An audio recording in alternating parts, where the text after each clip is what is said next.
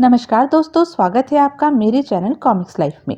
शुरू करते हैं सुरेंद्र मोहन पाठक जी द्वारा लिखा गया सुनील सीरीज का एक और मजेदार उपन्यास स्टॉप प्रेस पार्ट 3। 10 मिनट बाद सुनील अपने उस जाने पहचाने कमरे में पहुंचा जहां की नमिता पहले से ही मौजूद थी।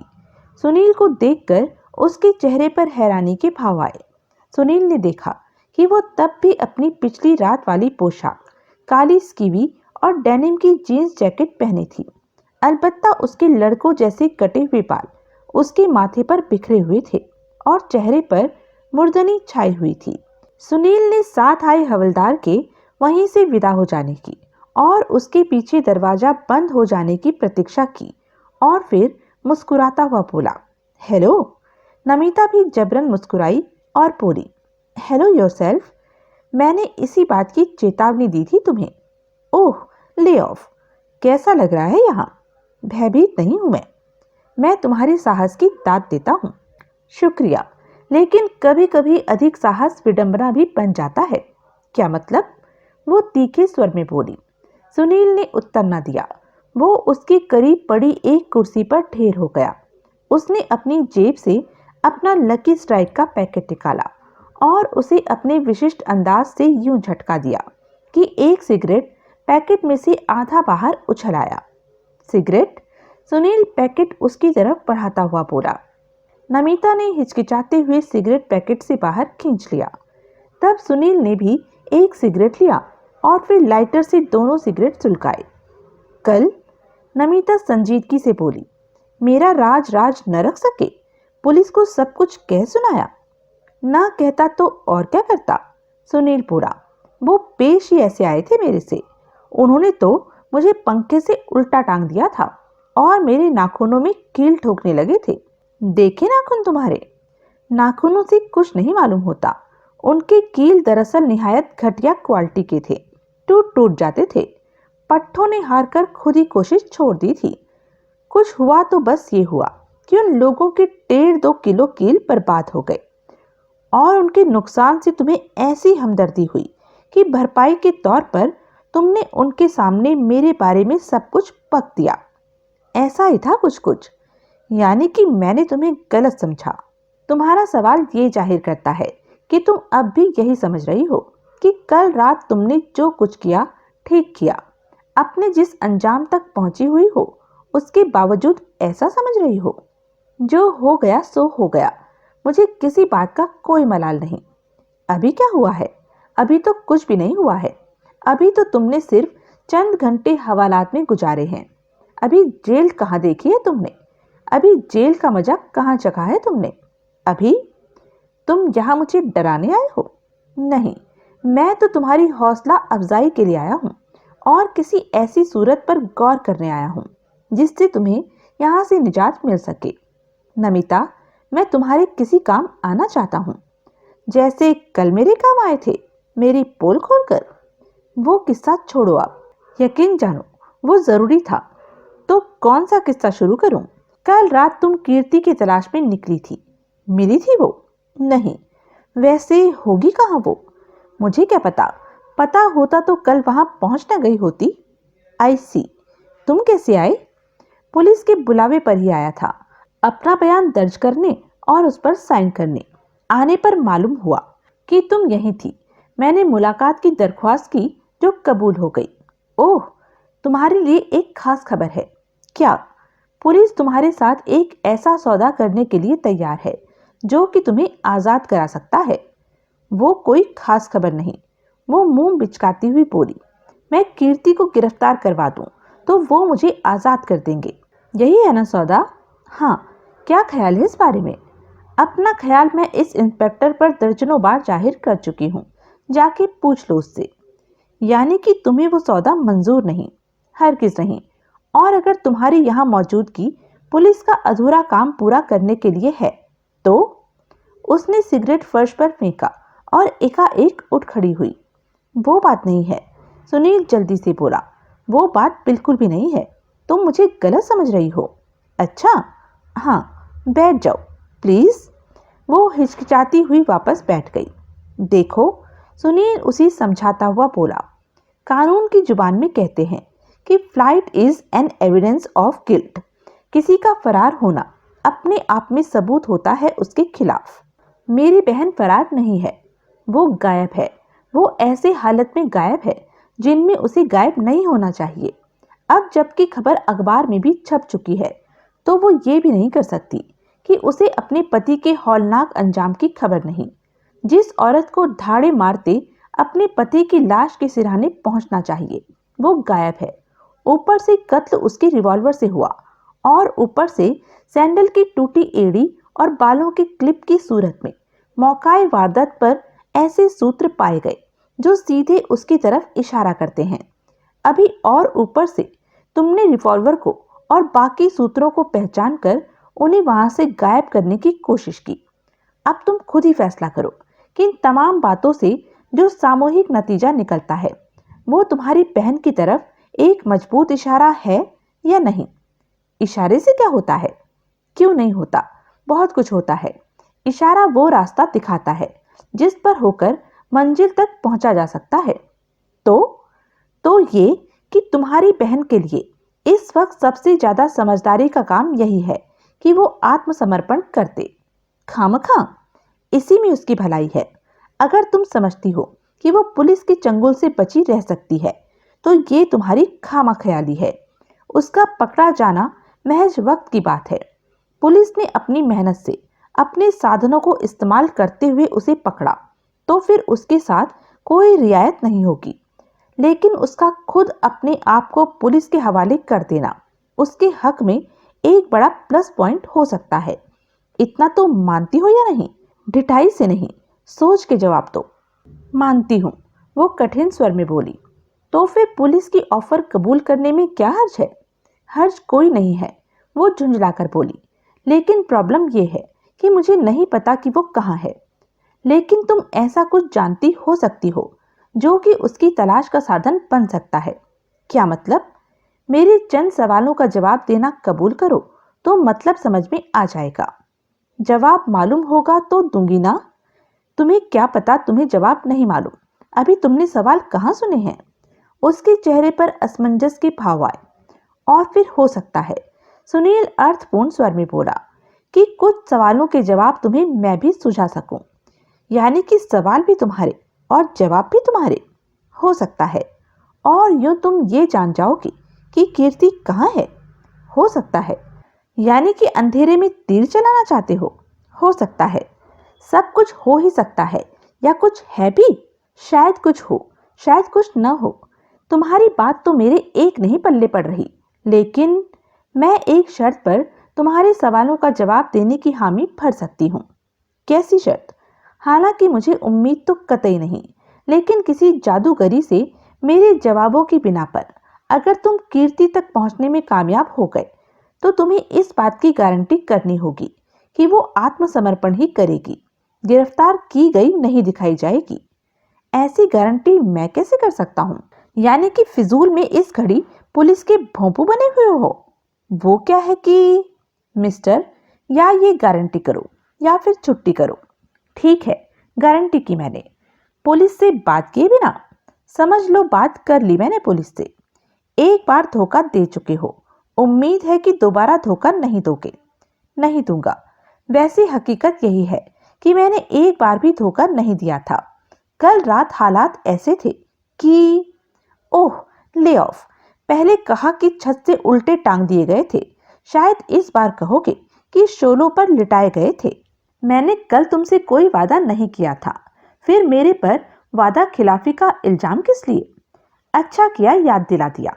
अब आज वादा करो कि अगर तुम किसी करिश्माई तरीके से आनन फानन कीर्ति तक पहुंच गए और उसी तुम्हारी आत्मसमर्पण वाली राय से इत्तेफाक न हुआ, तो तुम उसकी गिरफ्तारी का सामान नहीं करोगे। वादा करो। किया। वादा किया कि तुम्हारी बहन की राजी में ही मेरी रजा होगी। वादे से फिरे तो डूब मरना। जरूर। अब पूछो, क्या पूछना चाहते हो? अभी लो, जरा एक सिगरेट सुलगा लूं। जेब से सिगरेट का पैकेट निकालने की जगह सुनील ने पॉकेट डायरी और बॉल पॉइंट पेन निकाला और फिर डायरी के पन्ने पर तेजी से घसीटा। यहाँ माइक्रोफोन छुपा है, इंस्पेक्टर सब कुछ सुन रहा है। जो सवाल मैं लिखकर करूं उसका जवाब या लिख कर देना या इशारे से देना, जुबानी कुछ और कुछ भी बेमानी सा बोलती रहना। सवाल, विक्की नाम के किसी शख्स को जानती हो? उसने डायरी का पन्ना नमिता के सामने कर दिया और प्रत्यक्षता बोला, तुम कीर्ति की अचला ठाकुर नाम की किसी सहेली को जानती हो? अचला ठक्कर? वो बोली, अचला ठक्कर।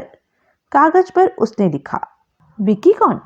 ठक्कर नहीं, ठाकुर, THKUR, ठाकुर। पूरा नाम नहीं मालूम। उम्र जितनी, कद लंबा, रंग गोरा, अभिनेताओं जैसा खूबसूरत नौजवान। अच्छा, ठाकुर जो विशालगढ़ में रहती थी। कुछ और बताओ।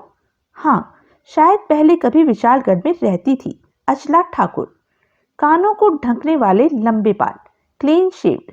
कीर्ति के साथ उसके गहरे ताल्लुकात। कैसे गहरे ताल्लुकात? Love affair.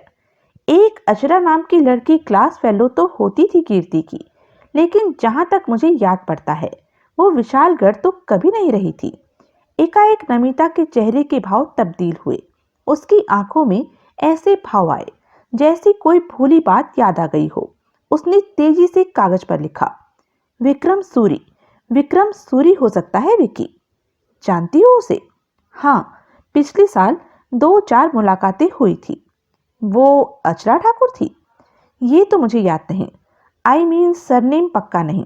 ये पक्का नहीं कि वो ठाकुर थी या नहीं, लेकिन नाम अचला था, ये मुझे बखूबी याद है। फिर क्या बात बनी? जरा सोचो और जोर दो दिमाग पर। कौन है विक्रम सूरी? कहाँ रहता है? क्या करता है? अच्छा, सोचती हूँ, जरा चुप करके बैठो। अब का पता नहीं। पहले ब्लू डायमंड क्लब के बैंड में ड्रम बजाता था। ब्लू डायमंड क्लब कहाँ? होटल लेक व्यू में। उसी को अब कैसीनो में तब्दील कर दिया गया है। भूतपूर्व ब्लू डायमंड क्लब अब कैसीनो ब्लू डायमंड बन गया है। रहता कहाँ है? पता नहीं भाई, मुझे कुछ याद नहीं आ रहा। प्रत्यक्षता वो अपने स्वर में झुंझलाहट का पुट लाती हुई बोली। फिर क्या बात बनी? सुनील बोला। उसने डायरी में से लिखे हुए कागज फाड़े और उन्हें सुलगाकर ऐश ट्रे में डाल दिया। डायरी और पेन उसने वापस जेब में रख लिए। सॉरी, नमिता बोली। फिलहाल छोड़ो ये किस्सा, लेकिन सोचना कुछ इस बाबत, शायद बाद में कुछ याद आ जाए। ठीक है, कई बार कोई बात एकाएक स्ट्राइक करती है। I understand. मैं फिर आऊंगा तुमसे मिलने। I don't mind. See you later. उस इंस्पेक्टर को अपना वादा याद दिला देना कि अगर कीर्ति ने आत्मसमर्पण कर दिया तो मुझे फौरन छोड़ दिया जाएगा और मुझ पर कोई चार्ज भी नहीं लगाया जाएगा। ओके? ओके। सुनील ने उठकर उसका कंधा थपथपाया और फिर लंबे डग भरता हुआ बाहर निकल गया। वो प्रभुदयाल के कमरे में पहुंचा। क्या बात बनी? प्रभुदयाल उसे देखते ही अप्रसन्न स्वर में बोला। क्या बात बनी? सुनील बोला। अरे, मैं तुमसे पूछ रहा हूं। कोई बात नहीं बनी। मैंने पहले ही कहा था कि यह कतई जरूरी नहीं कि नमिता को कीर्ति का कोई अता पता मालूम हो। अचला नाम कैसे सूझा? सुना था जब मैं थापर के कॉटेज के बेडरूम में बंधा पड़ा था तो मैंने बाहर ड्राइंग रूम से कुछ ऐसी जनाना आवाजें आती सुनी थी जिनमें अचला नाम की कीर्ति की किसी सहेली का जिक्र था। मैंने सोचा शायद कीर्ति वहां हो, लेकिन नमिता तो किसी अचला को जानती निकली नहीं। अब यही उम्मीद है कि शायद इस अचला को कीर्ति का कोई और वाकिफकार जानता हो। कहने का मतलब है कि कीर्ति की जानकारी के दायरे में इस अचला की बाबत पूछताछ करनी होगी। अचला अचला कुछ ज्यादा ही भज रहे हो रिपोर्टर साहब। ऐसी तो कोई बात नहीं। तुम कोई पुड़िया तो नहीं दे रहे मुझे? कहीं दे ही तो नहीं चुके हो? कमाल करते हो माई बाप। मेरा कोई एक्शन यहाँ तुमसे छुपा रहा है? शायद छुपा रह सका हो। मुझे लग रहा है कि अब वहम का तो कोई इलाज है नहीं।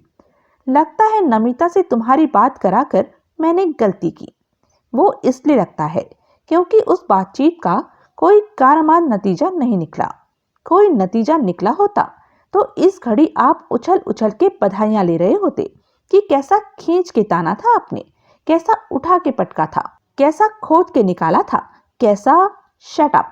जो आज्ञा बंदा परवर। तो अब इजाजत है मुझे? प्रभुदयाल ने बड़े अनमने भाव से सहमति में सिर हिलाया। सुनील हेडक्वार्टर से बाहर निकला और अपनी मोटरसाइकिल पर सवार होकर ब्लास्ट से ऑफिस की ओर रवाना हुआ। वो अभी आधे रास्ते में ही था कि धूप गायब होने लगी और आकाश पर सुरमई बादल छाने लगे और थोड़ी देर बाद बूंदाबांदी होने लगी, जो कि उसकी ऑफिस पहुंचने तक बकायदा बारिश में बदल गई। वो अपने कक्ष में पहुंचा तो उसने पाया कि अर्जुन द्वारा पिछली रात को मौकाए वारदात पर खींची गई तस्वीरों के प्रिंट उसकी टेबल पर मौजूद थे। उसने उनमें से 2 तस्वीरें, एक बोर्ड में पड़ी लाश की और दूसरी सब इंस्पेक्टर अनिल कपूर की स्लम लगने वाली, छांटकर अलग कर दी। फिर उसने वारदात की एक विस्तृत रिपोर्ट तैयार की और तस्वीरों को उसके साथ नत्थी कर दिया। वो न्यूज़ एडिटर रॉय के ऑफिस में पहुंचा।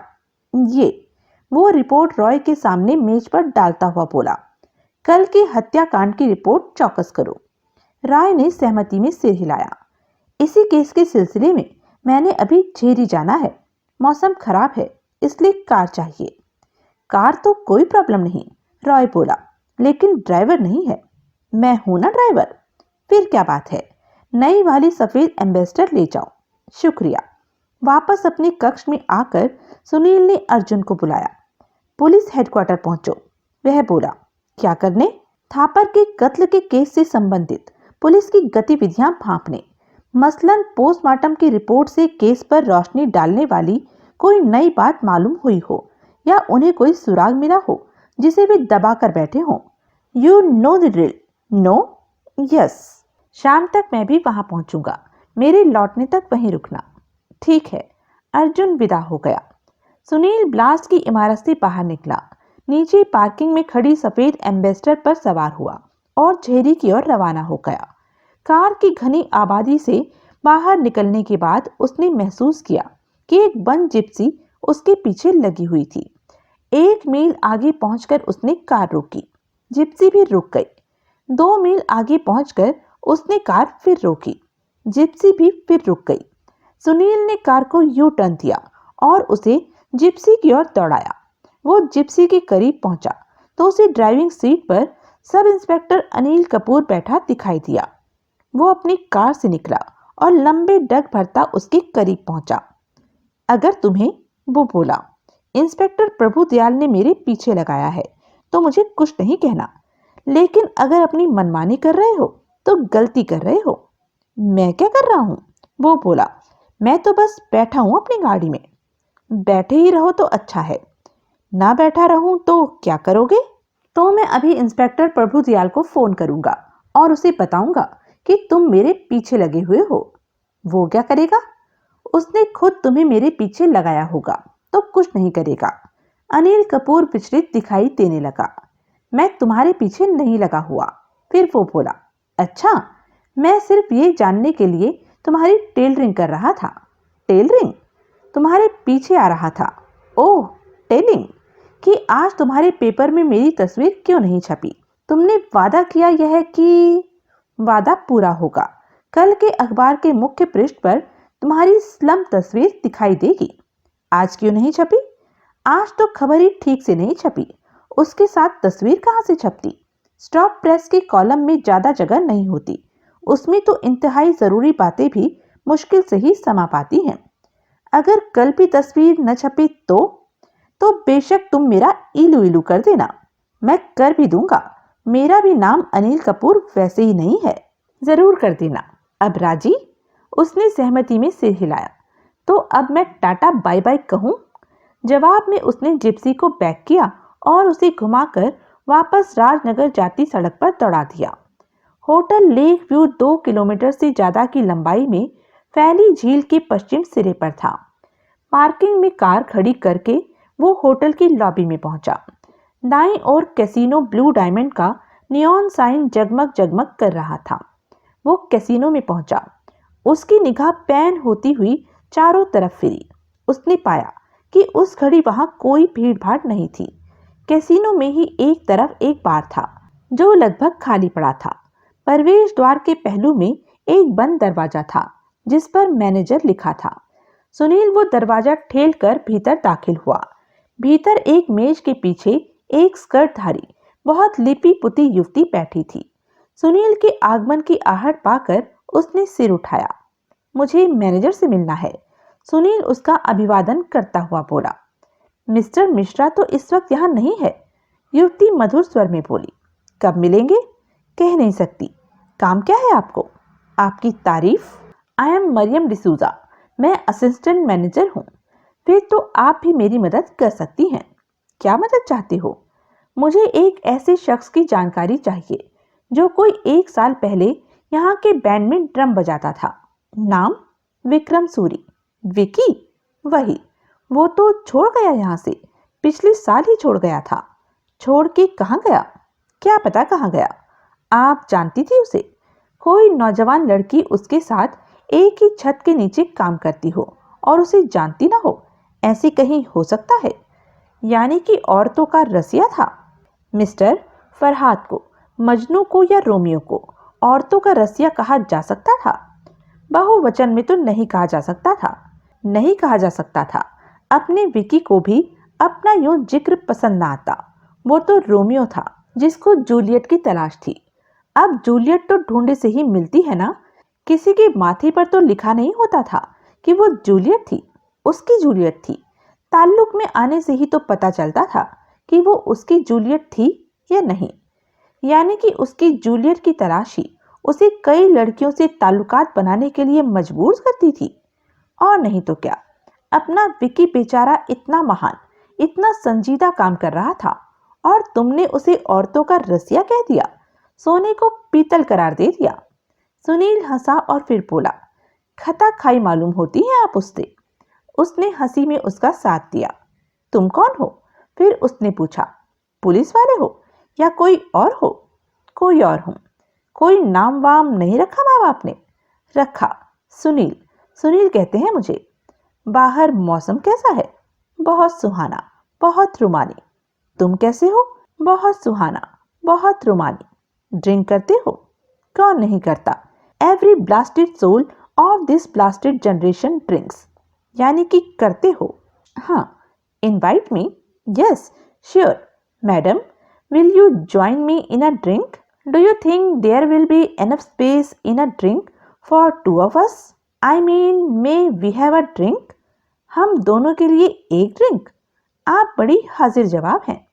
तुम भी कम हाजिर सवाल नहीं हो। जी? सवाल अच्छा हो तभी जवाब अच्छा होता है, हाजिर होता है। तो अब जो जवाब अच्छा है और हाजिर है वो क्या है? आओ। सुनील उसके साथ ऑफिस से बाहर निकला। वो उसे कैसीनो के बार में ले आई। दोनों कोने की एक तन्हा टेबल पर बैठ गए। तत्काल एक वेटर उनके करीब पहुंचा। सुनील ने प्रश्न सूचक नेत्रों से मरियम की तरफ देखा। I will have a bloody Mary, वो बोली। मैडम के लिए खूनी खातून, सुनील वेटर से बोला। और मेरे लिए जौ का सत। जी? वेटर हकपकाया सा बोला। ब्लडी मैरी और बियर। Yes sir. वेटर चला गया। खूनी खातून? मरियम विनोदपूर्ण स्वर में बोली। या साली सरला, सुनील बोला। वो जोर से हंसी। सुनील ने हंसी में उसका साथ दिया। फिर उसने अपना लकी स्ट्राइक का पैकेट निकालकर उसे सिगरेट ऑफर किया। उसके इनकार करने पर उसने अपने लिए एक सिगरेट सुलगा लिया। ड्रिंक सर्व हो जाने तक उनके बीच खामोशी रही। फिर दोनों ने चीयर्स बोला। लगता है, फिर सुनील सहज भाव से बोला, विकी तुम्हारे में भी कभी अपनी जूलियट तलाश करता रहा था। हाँ, वो बोली। लेकिन तलाश की मेरे साथ इनिंग कदरन छोटी साबित हुई थी। जल्दी ही उसे मेरे से ज्यादा संभावित कैंडिडेट दिखाई दे गई थी। मैं तुम्हारी साफ गोई की दाद देता हूँ। वो हंसी। आजकल कौन से बैंड में है वो? किसी में भी नहीं। यानी कि कोई काम धाम नहीं करता? नहीं करता। करता होता तो मुझे खबर होती। यानी कि आजकल रोजी रोटी कमाने का तलबगार नहीं वो? ना। यानी कि उसकी माल पानी की समस्याएं जूलियट ही पूरी कर देती हैं? ये भी कोई पूछने की बात है। पहले क्यों काम करता था? तनख्वाह कमाने के लिए पहले भी नहीं करता था। पहले भी वो बैंड में म्यूजिशियन सिर्फ इसलिए था क्योंकि उसके लिए वो फ्लैशी धंधा, खूबसूरत लड़कियों के ताल्लुकात में आने का जरिया था। डिस्को दीवानियां बहुत मरती थी उस पर। क्लबों की मैनेजरनियां भी। तुम्हारा इशारा मेरी तरफ है तो सही। हाँ यार, मरी तो मैं भी थी कमीने पर ढेर सारी, लेकिन मैं उसकी आदर्श जूलियट न निकली। आदर्श जूलियट कौन हुई भला? कोई भी ऐसी लड़की जिसका पर्स हमेशा नोटों से भरा रहता हो, जिसके पास विलायती कार हो, जो जवानी को ऐसी दौलत समझती हो जिसे लुटाने से जिसमें इजाफा होता है, और जो तन मन धन से, खास तौर से धन से, अपने रोमियो की सेवा कर सकती हो। विकी की जगह जिक्र किसी औरत का होता तो इन बातों की बिना पर वो कॉल गर्ल कहलाती। मिस्टर, अब अपने रोमियो को, अपने विकी को जिगोलो कहने की मजाल न कर बैठना। फीमेल कह लूं? फीमेल? फीमेल नहीं, फीमेल, फीस से हासिल होने वाला मर्द। फीमेल, वह मुदित मन से बोली। Very well said, it describe Vicky perfectly. Sunil हंसा और फिर बोला, तुम्हारा गिलास खाली है। हाँ, एक और मंगाओ। सुनील ने वेटर को इशारा किया। एक ब्लडी मैरी और आ गई। तुम क्यों से तलाश कर रहे हो? एकाएक वो बोली। है कोई वजह? सुनील लापरवाही से बोला। और तुम हो कौन? अपने नाम के अलावा तो कुछ भी नहीं बताया तुमने मुझे। बताया? क्यों नहीं बताया? नाम के अलावा मैंने ये बताया कि मैं पुलिस वाला नहीं, कोई और हूं। कोई और कौन? What is your line of business? What is... oh oh, क्या हुआ? तुम प्रेस रिपोर्टर हो? तुम वो शख्स हो जिसकी बाई लाइन के साथ आज के ब्लास्ट में दिलीप थापर के कत्ल की खबर छपी है स्टॉप प्रेस के कॉलम में। तुम ब्लास्ट के चीफ रिपोर्टर सुनील कुमार चक्रवर्ती हो, राइट? राइट। तुम ये पूछताछ अपने अखबार की खातिर कर रहे हो? Right again. विकी का थापर के कत्ल से कोई रिश्ता है? पता नहीं, हो सकता है। होने को क्या नहीं हो सकता। तुम उसे तलाश कर रहे हो तो कोई तो बात होगी, कोई तो बात होगी। तुम कुछ बता नहीं रहे हो। तुम क्या सुनना चाहती हो? सच बोलूं? हाँ हाँ, मैं चाहती हूं कि मुझे ये सुनने को मिले कि विकी का थापर के कत्ल में लपेटा जाना मुमकिन है। बहुत खुंदक खाई मालूम होती हो उससे। उसने उत्तर न दिया, लेकिन उसकी आंखों में विकी के लिए नफरत का भाव साफ दिखाई दे रहा था। मैं तुम्हारी ये मुराद पूरी कर सकता हूँ स्वीटहार्ट। सुनील अपनी एक आंख तनिक दबाकर बोला। लेकिन उसके लिए भी तो मुझे विक्की का कोई अता पता मालूम होना चाहिए। अता पता मालूम तो है मुझे, वो धीरे से बोली। दैट्स गुड न्यूज, लेकिन मैं फैसला नहीं कर पा रही हूँ कि पता मुझे तुम्हें बताना चाहिए या नहीं। फिर क्या बात बनी? वो बड़ा सीक्रेट पता है, बड़ा खुफिया ठिकाना है वो विकी का, जो कि उसकी किसी जूलियट, वर्तमान या भूतपूर्व, को ही मालूम हो सकता है। गुड, तुम तो हो ऐसी जूलियट। अगर उसे पता लग गया कि वो पता मैंने तुम्हें बताया था, नहीं लगेगा तो वो मुझे जान से मार डालेगा। बोला ना, नहीं लगेगा। पक्की बात? हाँ, तो सुनो, वो यही है। यहाँ कहाँ? होटल में ही? होटल में नहीं, यहीं झेरी में। होटल से कोई आधा मील दूर झील पर ही एक पुराना कॉटेज है झील किनारे। उसकी पहचान ये है कि उसके चारों तरफ गुलमोहर के पेड़ हैं। विकी की डिक्की कहता है वो उसे। डिक्की? सामान रखने की जगह। मौसमी जूलियटें सामान ही तो होती हैं उसके लिए। आई सी, इस वक्त होगा वो वहां। अब ये क्या पता मुझे, जाके देख लो। कोई दूर थोड़ी है विक्की की डिक्की। सुनील ने सहमति में सिर हिलाया। वो वहां होगा। एकाएक वो बड़े अरमान भरे स्वर में बोली। तो अकेला नहीं होगा, कोई जूलियट जरूर होगी उसके साथ। न सिर्फ साथ होगी, बल्कि साथ में आसमान पर उड़ रही होगी। वो वहीं रहता है? अब तो वहीं रहता होगा। पहले होटल की नौकरी में था तो होटल में ही रहता था। तुम कहाँ रहती हो? यहीं, होटल के पिछवाड़े में स्टाफ के लिए क्वार्टर है, वहां 5 नंबर में। वो एक क्षण खामोश रहा और फिर बोला। कल तो यहाँ खूब रौनक रही होगी। हाँ, वो बोली। जो मर गया वो बेचारा चीफ गेस्ट था कल यहाँ, पूरी फैमिली के साथ आया था। कैसीनो का बड़ा फिट उद्घाटन कर गया था वो कल। क्या मतलब? 40,000 रुपए जीत कर गया था कल। रॉलेट की टेबल पर उसकी तकदीर ने बहुत ज्यादा साथ दिया था उसका, लेकिन जिंदगी की टेबल पर साथ नहीं दिया था। जिंदगी का दाव तो हार गया वो, जान से हाथ धो बैठा। वो तो है। वो यहाँ से रुखसत कब हुआ था? पता नहीं, कल यहाँ बहुत भीड़-भाड़ थी। मेरे पास बहुत काम था, इसलिए उसके यहाँ से जाने की खबर मुझे नहीं लगी थी। आई सी, एक ब्लडी मैरी और हो जाए? No, never. 2 is my limit. वैसे भी मुझे अब कहीं जाना है। तो मैं बिल मंगा लूं? हाँ। सुनील के इशारे पर वेटर बिल लाया तो उसने अपने बटुए में से 500 का एक नोट निकालकर बिल के साथ रख दिया। नया नकोर 500 का नोट? वो उसे उठाकर अपनी उंगलियों में भड़काती हुई बोली, कम ही देखने को मिलता है। ऐसे तमाम के तमाम नोट 2 नंबर के अमीरों की तिजोरियों में जो दफन हो जाते हैं। तुमने भी तिजोरी में से निकाला होगा। ब्राइट आइज, मैं एक निहायत मामूली श्रमजीवी पत्रकार हूँ। मैं ना अमीर हूँ, ना 2 नंबर का हूँ, और ना मेरे पास कोई तिजोरी है। That's too bad. उसने नोट वापस मेज पर डाल दिया। मरियम डिसूजा ने सुनील को गुलमोहर के पेड़ों की निशानी न बताई होती तो सुनील झील का चप्पा चप्पा टटोलकर ही विकी की डिक्की तलाश कर पाता। वो पूरे का पूरा लकड़ी के लट्ठों से बना कॉटेज निकला, जिस पर पेंट भी पेड़ों की हरियाली जितना ही हरा पुता हुआ था। ऊंची झाड़ियों के बीच से गुजरती एक पगडंडी पर चलता हुआ वो कॉटेज के मुख्य द्वार पर पहुंचा। वो कुछ क्षण बंद दरवाजे के सामने ठिठका खड़ा कोई आहट लेने की कोशिश करता रहा। फिर उसने दरवाजे पर दस्तक दी, कोई जवाब न मिला। कुछ क्षण बाद उसने फिर दस्तक दी तो भी कोई जवाब न मिला। दरवाजे के पहलू में एक खिड़की थी, उसके पल्ले शीशे के थे, लेकिन आगे भारी पर्दे खिंचे हुए थे, जिसकी वजह से झांक पाना संभव नहीं था। कॉटेज का घेरा काटकर वो पिछवाड़े में पहुंचा। पिछवाड़े में कॉटेज एकदम झील के दहाने पर पहुंचा मालूम होता था।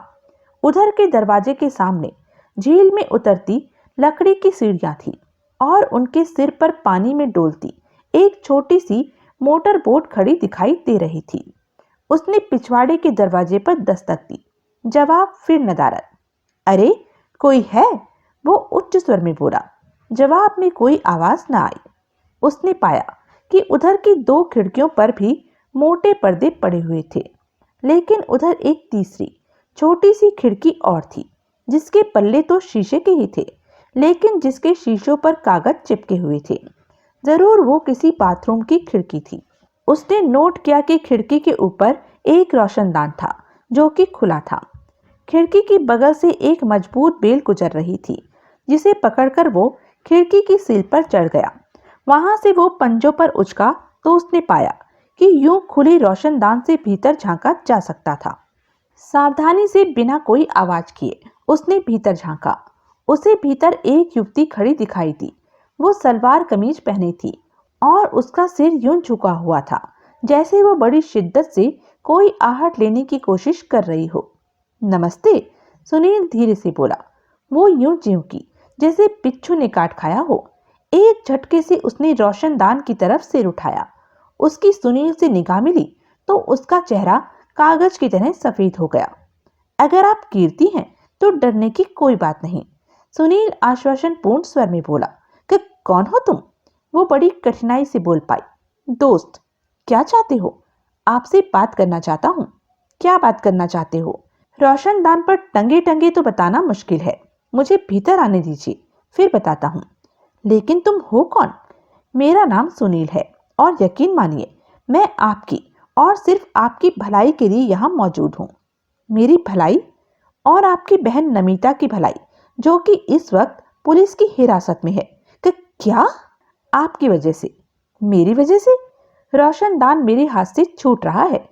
सामने दरवाजे पर पहुंचो, मैं जाकर खोलती हूँ उसे। शुक्रिया। सुनील ने खिड़की से नीचे छलांग लगाई और कॉटेज का घेरा काटकर सामने की तरफ बढ़ा। वो अभी आधे रास्ते में ही था कि एकाएक वो ठिठका। फिर आगे बढ़ने के स्थान पर वो घूमा और दबे पांव वापस लौटा। पिछवाड़े में पहुंचकर वो सीढ़ियां उतर गया और उन पर यूं उकड़ू होकर बैठ गया कि तनिक सा सिर उठाकर भी वो पिछवाड़े के दरवाजे को देख सकता था। पिछवाड़े का दरवाजा निशब्द खुला। उस युवती ने दबे पांव बाहर कदम रखा, व्याकुल भाव से दाएं बाएं झांका और फिर अपने सामने सीढ़ियों की तरफ लपकी। वो सीढ़ियों के दहाने पर पहुंची तो सुनील उठकर खड़ा हो गया। नौका विहार की तैयारी है? वो बोला। युवती के मुंह से एक घुटी हुई चीख निकली। वो हक्की बक्की सी सुनील को देखने लगी। सुनील सीढ़ियां चढ़कर उसके करीब पहुंचा। क्या बात है, वो बोला। पलायन में ही आपको अपनी हर दुश्वारी का हल दिखाई देता है। कल नॉर्थ शोर से भाग खड़ी हुई, आज यहां से भाग रही हैं। उसके मुंह से बोलना फूटा। हैं तो आप कीर्ति थापर ही ना? बड़ी कठिनाई से वो सहमति में सिर हिला पाई। बारिश फिर शुरू होने जा रही है, आइए भीतर चलें। यंत्र चालित सी वो उसके साथ हो ली। पिछले दरवाजे से कॉटेज में दाखिल होकर सुनील उसे सामने ड्राइंग रूम में लेकर आया। उसके इशारे पर वो एक सोफे पर ढेर हो गई। अब जरा, वो सख्ती से बोला, अपने आप को काबू में कीजिए और मेरी तरफ तवज्जो दीजिए। उसने एक बार सिर उठाकर सुनील की तरफ देखा और फिर सिर झुका लिया। वो कहाँ है? सुनील बोला। कौन? विक्की, जिसकी डिक्की में आपने पनाह पाई हुई है। उसको जवाब देने की जरूरत न पड़ी। तभी सामने दरवाजे के ताले में चाबी घूमने की आवाज हुई। दरवाजा खुला और विक्रम सूरी ने भीतर कदम रखा। सुनील पर निगाह पड़ते ही उसका मुंह खुले का खुला रह गया। वेलकम, सुनील शुष्क स्वर में बोला। बहुत सही मौके पर आए हो। तुम वो हकलाया। तुम यहाँ? हाँ, मैं यहाँ। कैसे पहुंच गए? दरवाजा बंद कर दो और इधर आकर बैठ जाओ, अभी सब मालूम हुआ जाता है। भारी कदमों से चलता हुआ वो आगे बढ़ा और फिर कीर्ति के पहलू में सोफे पर ढेर हो गया। आप लोगों से ये सवाल करना तो बेकार होगा, सुनील बोला, कि आपको दिलीप थापर के कत्ल की खबर है या नहीं। किसी ने उत्तर न दिया। कीर्ति ने बेचैनी से पहलू बदला। आप क्या समझती हैं? सुनील बोला। आप ता जिंदगी इस कॉटेज में छुपी रह सकती हैं? उसने फिर बेचैनी से पहलू बदला और अपने होठों पर जुबान फेरी। प्यारे लाल, लगता है तुम्हें समझने में मैंने गलती की जो पुलिस के सामने तुम्हारी बाबत अपना मुंह नहीं खोला। तुमने विक्की बोला। पुलिस से मेरा जिक्र नहीं किया? नहीं किया। वादा जो किया था मैंने इस बाबत तुम्हारे से। ओह, लेकिन अब मेरे जिक्र के बिना भी पुलिस तुम्हारे बारे में जान जाएगी। कैसे? जब मैडम पुलिस की हिरासत में पहुंच जाएगी तो पुलिस खुद ही इस हकीकत को खोद निकालेगी कि इनका तुम्हारे साथ लव अफेयर है। लेकिन ये पुलिस की हिरासत में क्यों होगी? आत्मसमर्पण करेंगी ये, इसलिए पुलिस की हिरासत में होंगी। ये भीतर पहुंचेंगी तो तभी नमिता बाहर आ पाएगी। लेकिन नमिता ने क्या किया है? कीर्ति तनिक आवेशपूर्ण स्वर में बोली। वो क्यों गिरफ्तार है? उसने तो कत्ल नहीं किया। आपको क्या पता? मेरा मतलब है वो ऐसा नहीं कर सकती। क्यों? क्योंकि असल में कत्ल आपने किया है। नहीं, हरगिज भी नहीं। तुमने? सुनील ने विक्की से पूछा। पागल हुए हो? विक्की तीव्र प्रतिवादपूर्ण स्वर में बोला। फिर तो आप दोनों से बड़ा अहमक कोई नहीं, जो आप यहाँ छुपी हुई हैं और तुम इन्हें यहाँ छुपाए हुए हो। नूरे चश्म, अगर तुम इनके हित चिंतक हो तो इन्हें यहाँ छुपाकर रखने की जगह तुम्ही को इन्हें राय देनी चाहिए थी कि ये अपने आप को पुलिस के हवाले कर दें, ताकि वो लोग इसे कत्ल के फर्जी इल्जाम में फंसा देते। तब बोलो, इसका क्या हाल होता? जो भी हाल होता, उस हाल से बेहतर होता जो कि पकड़े जाने पर इनका अब होगा। ये नहीं पकड़ी जाएगी। पागल हुए हो? यही करिश्मा है कि ये अभी तक आजाद है। हम ऐसी जगह चले जाएंगे जहां पुलिस हमें कभी तलाश नहीं कर पाएगी। अभी चिमनी के धुएं दुनिया में ऐसी कोई जगह नहीं। विक्की ने जोर से थूक निकली। और फिर तुम लोगों का ये कदम भारी खुदगर्जी होगी। नमिता के साथ सख्त नाइंसाफी होगी, जिसने कि आपकी करतूत के निशान मिटाने की बेवकूफी की। उसने क्या किया था? कीर्ति ने भयभीत भाव से पूछा। सुनील ने बताया। ओह, वो पहले ही ज्यादा भयभीत भाव से बोली। लेकिन वो रिहा हो सकती है, सुनील बोला। उस पर लगे तमाम इल्जामात वापस लिए जा सकते हैं, बशर्ते कि आप अपने आप को कानून के हवाले कर दें। क्या गारंटी है? विकी बोला। है गारंटी। ये पुलिस के एक जिम्मेदार अधिकारी का वादा है कि अगर आप आत्मसमर्पण कर दें तो नमिता को रिहा कर देगा। बकवास। अरे अकल के दुश्मन, अगर ऐसा ना होता तो क्या मैं यहाँ बैठा तुम लोगों के साथ गुफ्तगू में वक्त जाया कर रहा होता? मैं जाकर पुलिस को खबर न करता कि ये कहाँ छुपी हुई थी। लेकिन विक्की, एकाएक कीर्ति बदले स्वर में बोली, ये ठीक कह रहे हैं, लेकिन ये मिस्टर सुनील, मैं आत्मसमर्पण के लिए तैयार हूँ। मैं आपके साथ वापस जाने को तैयार हूँ। कीर्ति, मेरी बहन मेरी वजह से खता खाए, ये मुझे मंजूर नहीं। मैं अपने आप को पुलिस के रहमो करम पर छोड़ने के लिए तैयार हूँ। लेकिन मिस्टर सुनील, पहले मैं आपसे एक सवाल पूछना चाहती हूँ। क्या क्या कोई ऐसी सूरत नहीं हो सकती कि बीच में विकी का नाम ना आए? मुश्किल ही है ये काम। मैं अपनी जुबान खोलूं या न खोलूं, आपकी गिरफ्तारी के बाद पुलिस किसी न किसी तरीके से इसके आपसे ताल्लुकात की बाबत जान ही जाएगी। कोई बड़ी बात नहीं कि इस बाबत वो खुद आपसे ही सब कुछ कुबुलवा ले। मेरे से नहीं कुबुलवा पाएंगे, वो दृढ़ स्वर में बोली। आप वादा कीजिए कि आप कुछ नहीं बताएंगे। वो पूछेंगे नहीं तो नहीं बताऊंगा। आप इस बाबत अपने अखबार में भी कुछ नहीं छापेंगे। ओहो, तो आप जानती हैं कि मैं कौन हूं? पहले नहीं जानती थी, अब जानती हूं। आज का ब्लास्ट पढ़ने के बाद जानती हूं। आप मेरी बात का जवाब दीजिए। इस बाबत ब्लास्ट में कुछ छापना तो पुलिस को बताने जैसा ही होगा, बल्कि सारी दुनिया को बताने जैसा होगा। यानी कि नहीं छापेंगे? पुलिस के आगे जुबान खोलने की मजबूरी ना आन खड़ी हुई तो नहीं छापेंगे। Thank you. अब बोलिए, मैं पुलिस तक कैसे पहुंचूंगी? मैं पहुंचाऊंगा। ठीक है, वो उठती हुई बोली। मैं तैयार होके आती हूँ। वो वहां से चली गई। वो लोग इसे कत्ल के इल्जाम में फंसा के मानेंगे। पीछे विक्की बोला, तुम जो कर रहे हो अच्छा नहीं कर रहे हो। मेरे से ऐसी दुश्मनी निकाल कर तुम और किसी से हो ना हो, खुद अपने आप से जरूर शर्मिंदा होंगे। तुम्हारे से दुश्मनी निकाल रहा हूं मैं, और नहीं तो क्या। तुम ही तो विलेन हो मेरी लव स्टोरी में। तुम ही तो यहाँ आए हो मेरे सपनों का महल उजाड़ने। जिंदगी में पहली बार मैंने किसी को दिल से चाहा। तो मरियम डिसूजा का क्या हाल है? वो फौरन सक पकाकर चुप हुआ।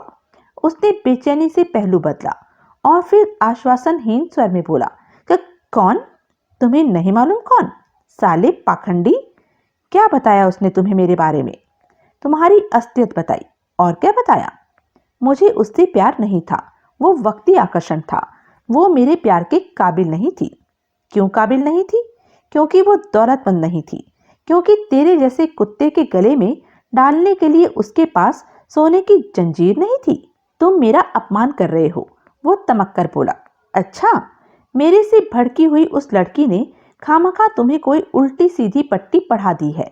मेरे से बदला उतारने के लिए मेरी बाबत झूठी बकवास करके उसने मेरा इमेज बिगाड़ने की कोशिश की है।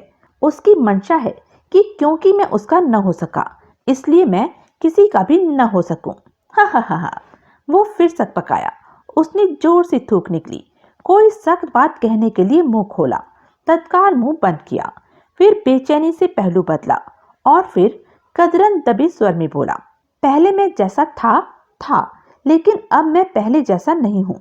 पहले मैं अपनी मंजिल की तलाश में भटक रहा था, लेकिन कीर्ति से मिलने के बाद अब मैंने अपनी मंजिल पा ली है। कीर्ति से मिलने के बाद ही मुझे पता लगा है कि औरत औरत में क्या फर्क होता है। मेरे अतीत में बड़ी पोल है, लेकिन मैं तुम्हें यकीन दिलाता हूँ कि मेरा वर्तमान सलेट की तरह साफ है और गंगा जल की तरह पवित्र है। यानी कि अब तुम औरतों पर आश्रित रहने वाले मर्द नहीं रहे जैसे कि पहले होते थे। मैं पहले भी औरतों पर आश्रित रहने वाला मर्द नहीं था। ये मेरे पर झूठा इल्जाम है।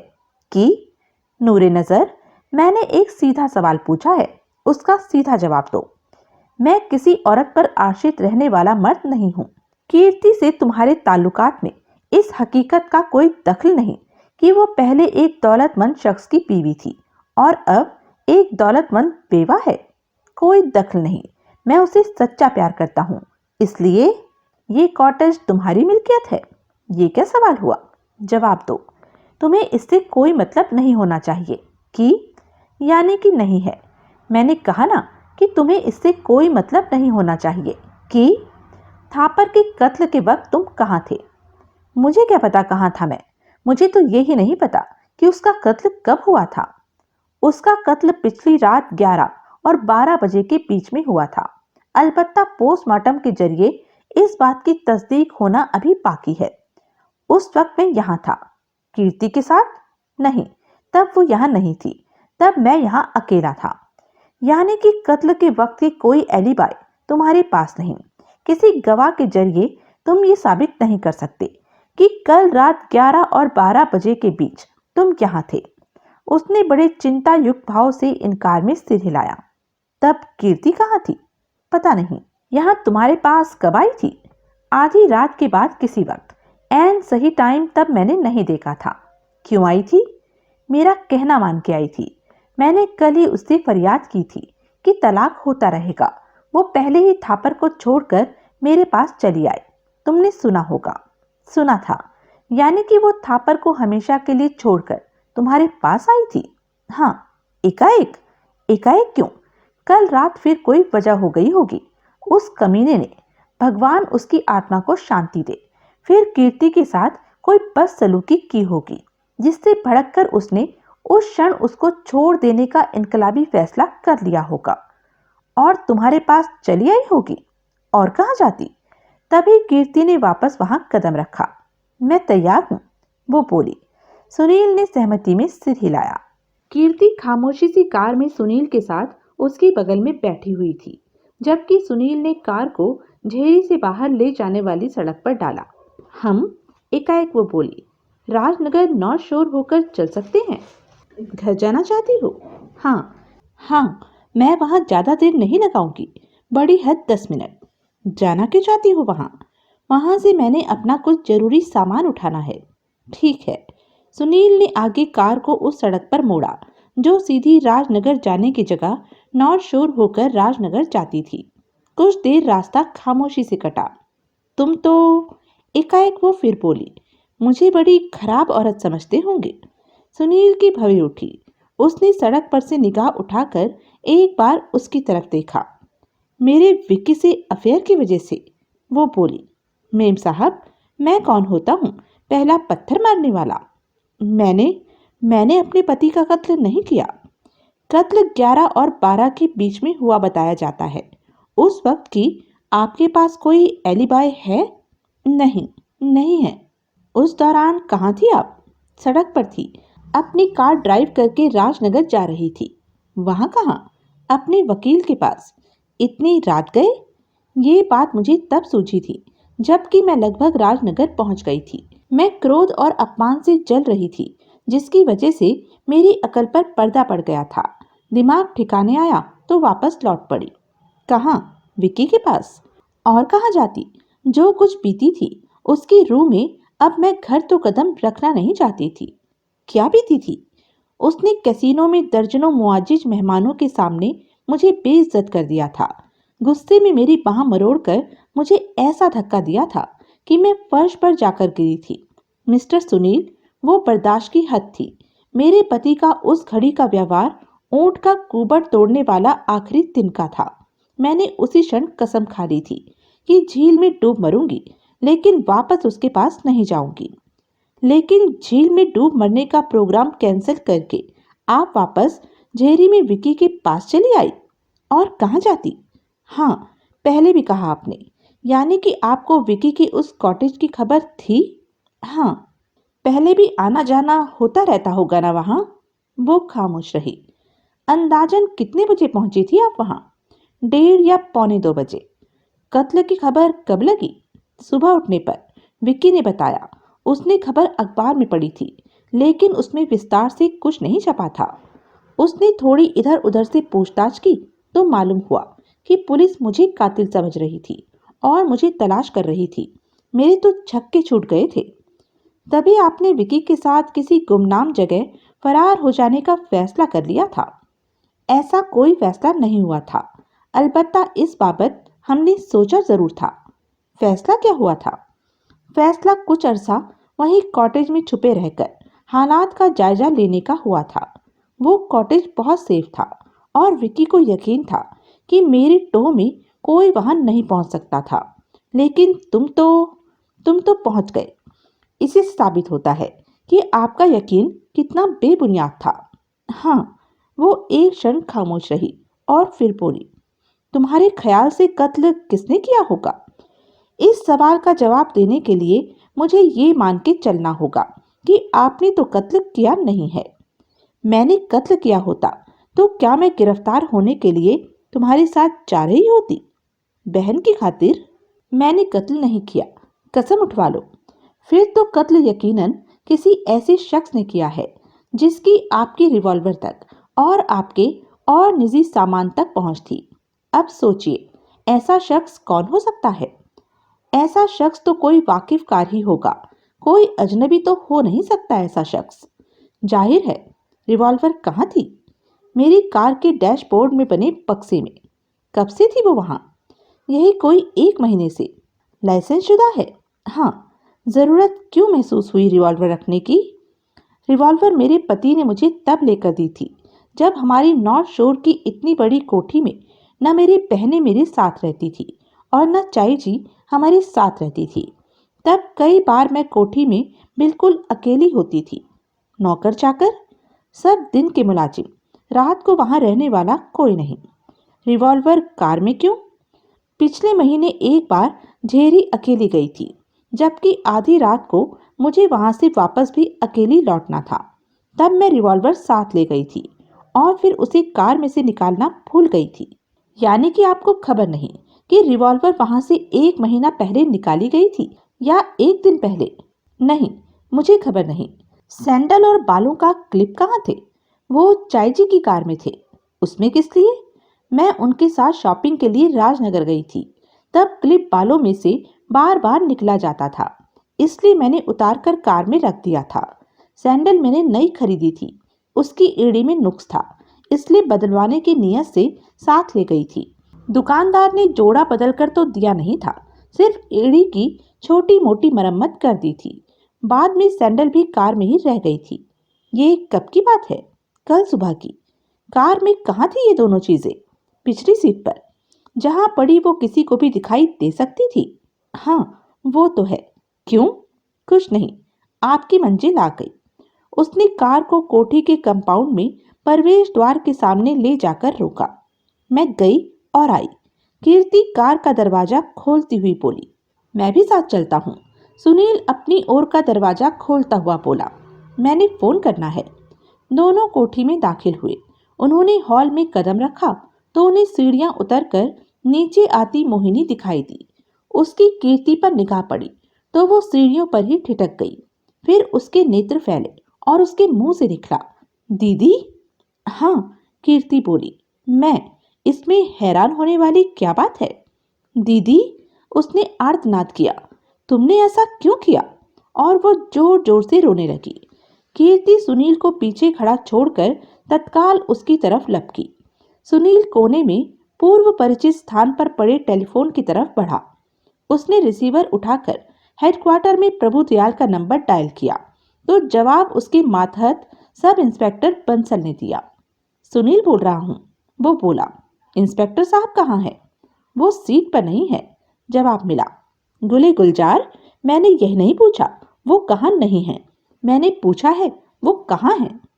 बड़े साहब के पास गए हैं। यानी कि लौटते ही होंगे।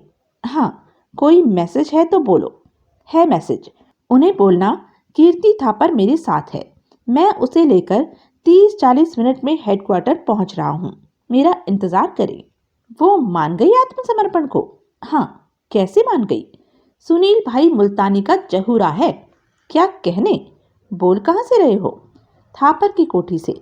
इंस्पेक्टर साहब को कहना कीर्ति के बदले में नमिता को छोड़ने के अपने वादे पर टिके रहकर नमिता को रिहा करने की तैयारी करके रखे। मैं पहुंच रहा हूं। ठीक है। सुनील ने रिसीवर वापस क्रेडल पर रख दिया। तो ये माजरा है।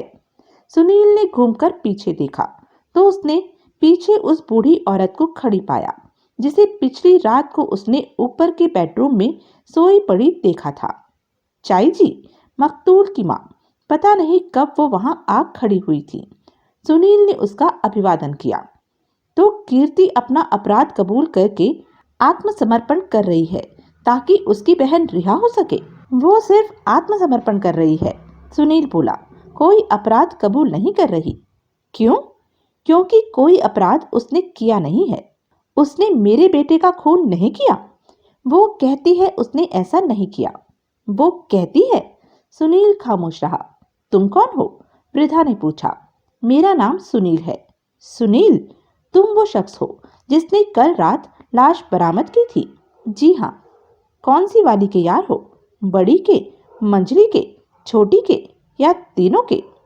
आप इस वक्त मातम में हैं, इसलिए मैं आपकी इज्जत रख रहा हूँ, आपके सवाल का जवाब न देकर। जरूर ज्यादा दिलचस्पी नमिता में है तुम्हारी, तभी तो वो रिहा हो रही है। अम्मा जी, अभी भी मेरा वही जवाब है जो मैंने पहले दिया। कीर्ति कहाँ मिली? कहाँ छुपी हुई थी वो? तुम कैसे ढूंढ पाए उसे? मेरे पास अलादीन का चिराग है, घिसने पर उसमें से जिन निकलता है। जो जो मैं पूछता हूँ बता देता है। मजाक कर रहे हो? सुनील खामोश रहा। तुम दिलीप से वाकिफ थे? वृद्धा ने नया सवाल किया। नाम से वाकिफ था, रूबरू कल शाम पहली बार मिला था। क्या राय थी तुम्हारी उसके बारे में? दिवंगत आत्मा के बारे में अच्छा अच्छा बोलने का रिवाज न होता तो जाहिर करता राय। ये कहकर भी तुमने अपनी राय बखूबी जाहिर कर दी है। वो एक क्षण ठिठकी और फिर आश्वासन पूर्ण स्वर में बोली। कोई भी उसके बारे में अच्छी राय नहीं रखता था। हर कोई बस, अब मैं क्या कहूँ, अच्छा बेटा बनने की कोशिश तो वो करता था, लेकिन अच्छा पति बनने की तो उसने कभी कोशिश भी नहीं की थी। दुनिया में हर किस्म के लोग होते हैं, वो तो है। एक किस्म वो भी है जिसका मेरा बेटा था। वो वाकई आपका बेटा था? वृद्धा ने घूर के उसे देखा। वो आपका बेटा हो सकता था। सुनील निडर भाव से उसकी आंख से आंख मिलाता हुआ बोला। लेकिन क्या वो हरिमोहन थापर का पोता था? क्या आप हरिमोहन थापर की बहू और उसके बेटे प्रदीप थापर की बेवा हैं? हाँ, वो सख्ती से बोली। अब क्या मैं तुम्हारे इस वाहियात सवाल का मतलब पूछ सकती हूँ? कोई मतलब नहीं। मुझे गाहे बगाहे अनजाने में बड़बड़ाने की आदत है। अजीब आदमी हो। कल आप झेरी से अकेली वापस लौटी थी, अपनी कार खुद चलाकर? नहीं, दिलीप मेरे साथ था। कार उसी ने चलाई थी। दिन में आपकी कार की पिछली सीट पर कीर्ति ने अपनी सैंडलों का जोड़ा और बालों का क्लिप रखा था। वो सब तब भी वहां था, जबकि रात आप यहाँ वापस लौटी थी। हाँ, आपने खुद देखा था। न सिर्फ देखा था, मैंने दिलीप को वो सामान कार से निकालकर भीतर ले आने को कहा था। वो लाया था? लाया ही होगा। लाकर कहाँ रखा? वो कीर्ति का सामान था, इसलिए जाहिर है कि कीर्ति के कमरे में ही रखा होगा। आई सी। कल रात आपने गोली चलने की आवाज सुनी थी? नहीं। दिलीप कोठी से निकलकर बोट हाउस में कब गया था? मुझे नहीं मालूम। आपको कोई आहट नहीं मिली थी? नहीं। असलियत यह है बेटा कि कल रात मेरी हालत कोई आहट सुनने के काबिल नहीं थी। कल तो मैं ऐसा सोई कि कोठी पर डाकुओं का हमला हो जाता तो मुझे खबर न लगती। आपके ख्याल से कौन हो सकता है आपके बेटे का कातिल? क्या पता। मैंने सोचा था आप कीर्ति का नाम लेंगी।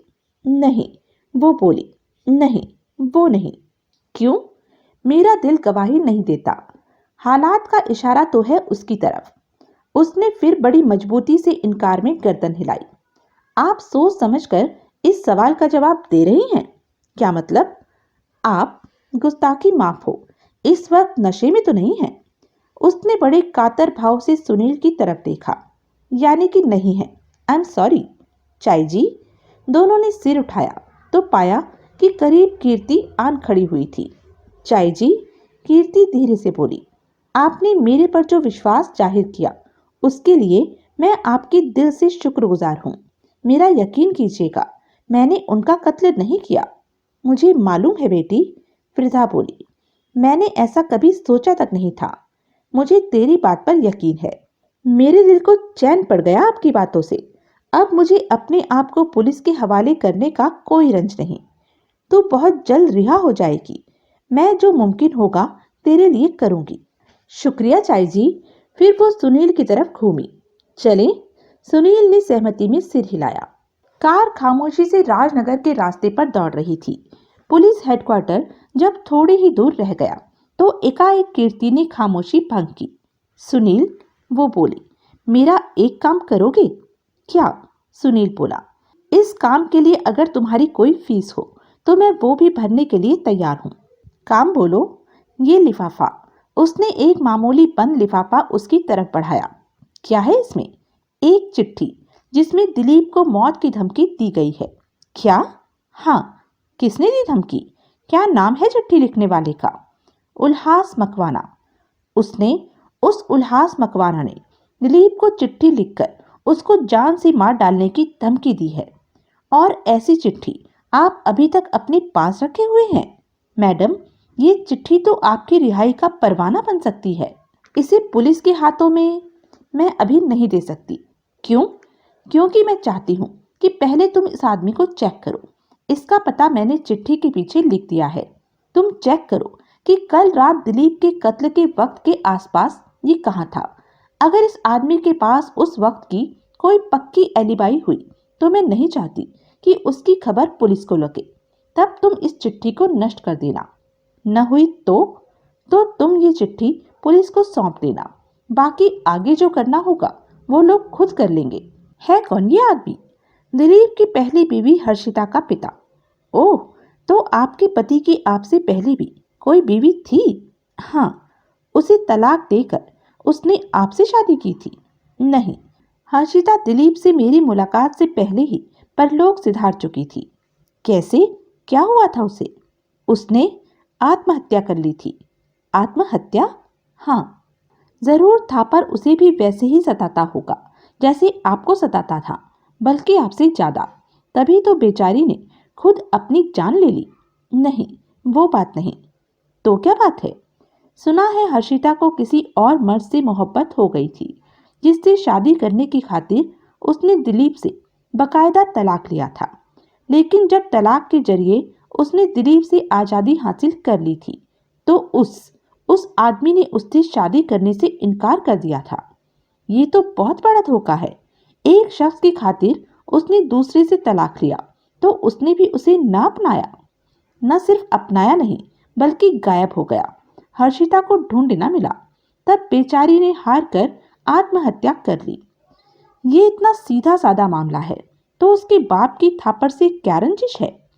ठीक से पता नहीं, लेकिन सुना है वो भी कोई दिलीप जैसा ही सनकी और सिरफिरा है, जो ये समझता है कि उसकी बेटी ने आत्महत्या नहीं की थी, बल्कि दिलीप ने उसकी हत्या की थी, क्योंकि उसने दिलीप से तलाक मांगने और हासिल कर लेने की जरूरत की थी।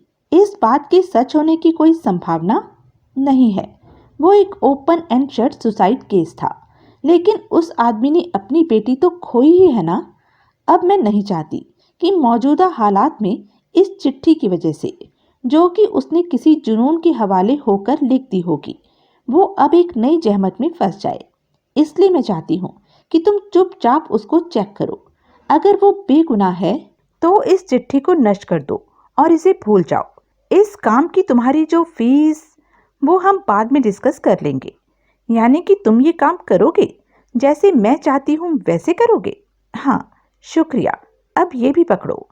उसने उसकी गोद में ज्योमेट्री बॉक्स के आकार का भूरे कागज में लिपटा एक पैकेट रख दिया। ये क्या है? सुनील उत्सुक भाव से बोला। है कुछ। इसका क्या करना है? इसे तुमने सिर्फ अपने पास रख छोड़ना है, सुरक्षित, मेरी अमानत के तौर पर।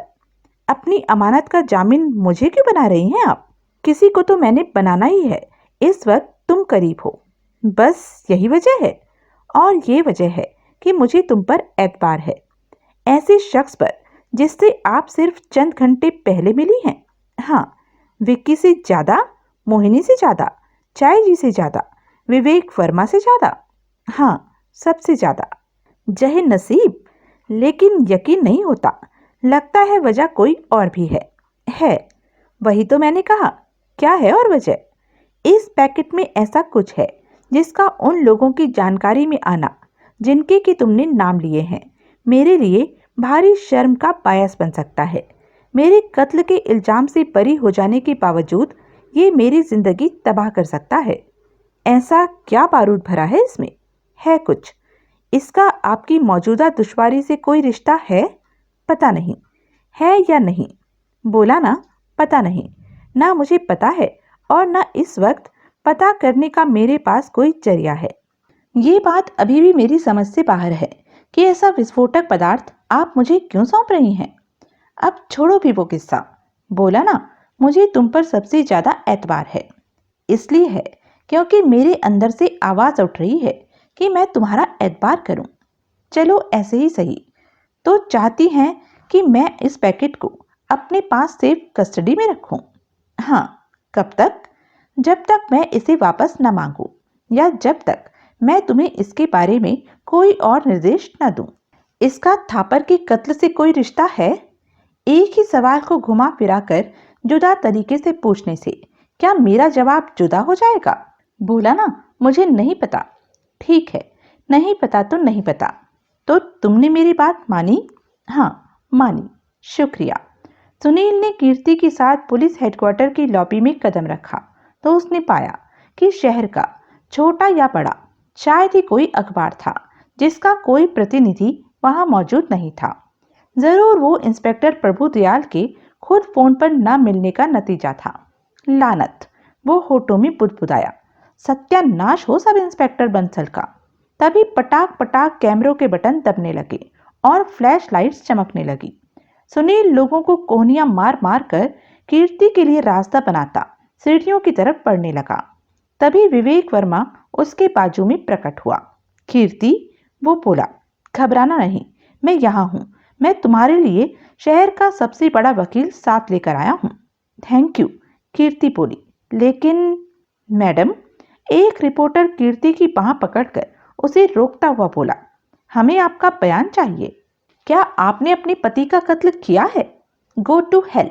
कीर्ति अपनी बाह को झटका देकर उसे उसकी पकड़ से छुड़ाती हुई चिल्लाई। रास्ते से हटो! वर्मा चिल्लाया। रास्ते से हटो! मैडम, आप कातिल हैं! हटो, हटो! बड़ी कठिनाई से सुनील, विवेक वर्मा और उसके लाए वकील की हिफाजत में वो ऊपर प्रभुदयाल के कमरे तक पहुंच पाए। रिपोर्टरों के हुजूम ने वहां भी उनका पीछा किया। न सिर्फ पीछा किया, सबने उनके साथ प्रभुदयाल के कमरे में दाखिल होने की कोशिश की। तब प्रभुदयाल दरवाजे पर पहुंचा। ये क्या बदतमीजी है? वो चिल्लाया। ऐसी तरफदारी नहीं चलेगी इंस्पेक्टर साहब, क्रॉनिकल का रिपोर्टर उससे ऊंची आवाज में चिल्लाया। तरफदारी? कैसी तरफदारी? ऐसी तरफदारी। उसने खंजर की तरह एक उंगली सुनील की तरफ भोंकी। जब ब्लास्ट का रिपोर्टर मुलजिमा के साथ भीतर मौजूद रह सकता है तो हम क्यों नहीं रह सकते? लेकिन ये किसी और हैसियत से यहाँ है। इसकी कोई दूसरी हैसियत इस हकीकत को नहीं झुठला सकती कि ये ब्लास्ट का प्रतिनिधि है। ठीक है, ये यहाँ नहीं होगा। अब आप लोग जाइए यहाँ से। जाते हैं, पहले हमें ये जाता दिखाई दे ले। प्रभुदयाल ने सुनील को इशारा किया। ये नाइंसाफी है, सुनील भुनभुनाया। ये तुम्हारे ही भाई बंदों की डिमांड है। सालो! सुनील अपनी बिरादरी से संबोधित हुआ। जानते हो, कुत्ते को कुत्ता नहीं काटता। फिर भी तत्काल विरोध में इतना शोर मचा कि उसकी आवाज शोर में खो गई। देख लूंगा मैं तुम सबको। भुनभुनाता हुआ वो वहां से रुखसत हुआ और नीचे ग्राउंड फ्लोर पर पहुंचा। गुरुजी! सुनील ने घूमकर देखा तो उसे सीढ़ियों पर अर्जुन दिखाई दिया, जो अपने कैमरों से लदा फदा उसकी तरफ लपका चला रहा था। तुम कहाँ थे? वो करीब आया तो सुनील ने पूछा। यहीं था, वो बोला, भाई बंदों की भीड़ में। मुझे तो दिखाई नहीं दिए थे। आपकी तवज्जो नहीं थी मुझे देखने की तरफ। आप उस लड़की के साथ बिजी थे, इसलिए मैं न दिखाई दिया। गलियारे में भीड़ इतनी थी कि मैं करीब आने की कोशिश करता था तो लोग वापस धकेल देते थे। कब से यहाँ हो? दोपहर से, जब आपका हुक्म हुआ था। कुछ जाना? हाँ, कुछ तो जाना। वो क्या है कि अभी नहीं, अभी वापस ऊपर ही पहुंचो और देखो क्या होता है। बाद में ऑफिस में आना, वहां बात करेंगे। आप ऑफिस जा रहे हैं? फौरन नहीं, नमिता मेहरा के रिहा होने तक रुकूंगा। ठीक है, मैं चला। अर्जुन वापस सीढ़ियों की तरफ दौड़ गया। सुनील पार्किंग में पहुंचा और अपनी कार में जा बैठा। तब तक वातावरण में रात का अंधेरा छाने लगा था। उसने एक सिगरेट सुलगा लिया और प्रतीक्षा करने लगा। वो तीसरा सिगरेट सुलगाने जा रहा था जबकि एकाएक इमारत का मुख्य द्वार खुला और उसमें से नमिता बाहर निकली। उसके साथ उससे एक कदम पीछे विवेक वर्मा था। उसे नमिता की बाह थामी और उसे पार्किंग में एक विशाल खंबे की ओट में ले आया। वो खंबा सुनील से इतनी दूर था कि वो उसे कार की खिड़की में से हाथ निकालकर छू सकता था। नमिता, फिर उसे वर्मा की भर्राई हुई आवाज सुनाई दी। मेरी जान, जान? सुनील सकपकाया। नमिता, वर्मा की? उसने गर्दन आगे करके खंबे के पीछे झांकने की कोशिश की, लेकिन कामयाब ना हो सका। उसे रियर व्यू मिरर का ख्याल आया। खिड़की से बाहर हाथ निकालकर उसने वो शीशा आगे पीछे सरकाया तो एक पोजीशन में उसमें से खंबे का पृष्ठभाग प्रतिबिंबित होने लगा। शीशे में से उसे नमिता वर्मा की बाहों में दिखाई दी। प्रभुदयाल ने अपना वादा निभाया था। नमिता आजाद थी और उस वक्त विवेक वर्मा की बाहों में गिरफ्तार थी, लेकिन जाहिर था कि वो गिरफ्तारी उसे पसंद थी। बढ़िया, वो होठों में बुदबुदाया। बढ़िया। एकाएक उसने कार का इंजन स्टार्ट कर दिया। तो यह थी अब तक की कहानी। आगे की कहानी जानने के लिए बने रहें मेरे साथ। और हाँ, मेरे चैनल को लाइक, शेयर और सब्सक्राइब करना ना भूलें। और कमेंट करके ज़रूर बताएं कि यह वीडियो आपको कैसा लगा। धन्यवाद।